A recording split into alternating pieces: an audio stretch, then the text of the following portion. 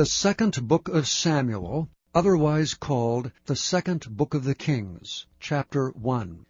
Now it came to pass after the death of Saul, when David was returned from the slaughter of the Amalekites, and David had abode 2 days in Ziklag, it came even to pass on the 3rd day, that behold, a man came out of the camp from Saul, with his clothes rent, and earth upon his head.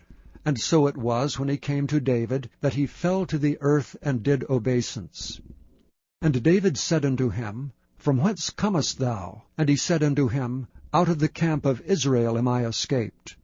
And David said unto him, How went the matter? I pray thee tell me.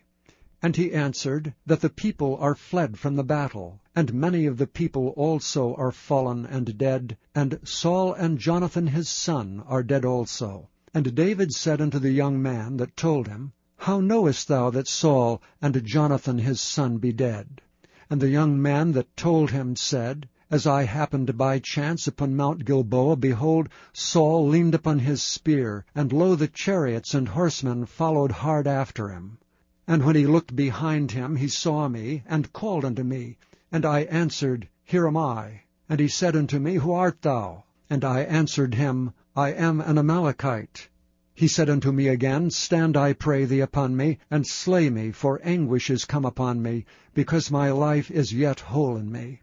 So I stood upon him, and slew him, because I was sure that he could not live after that he was fallen. And I took the crown that was upon his head, and the bracelet that was on his arm, and have brought them hither unto my lord.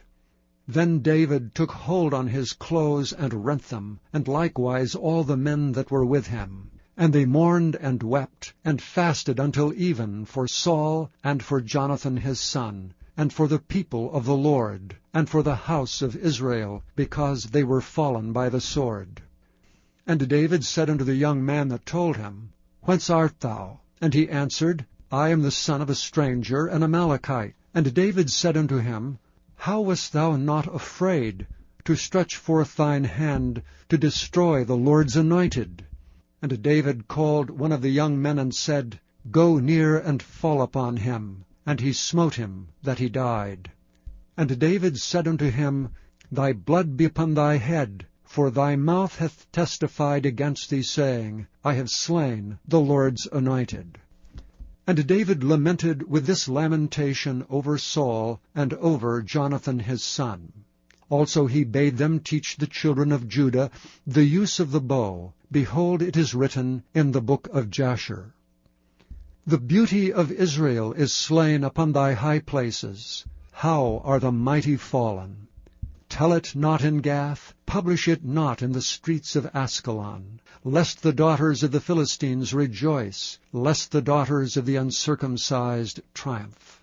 Ye mountains of Gilboa, let there be no dew, neither let there be rain upon you, nor fields of offerings.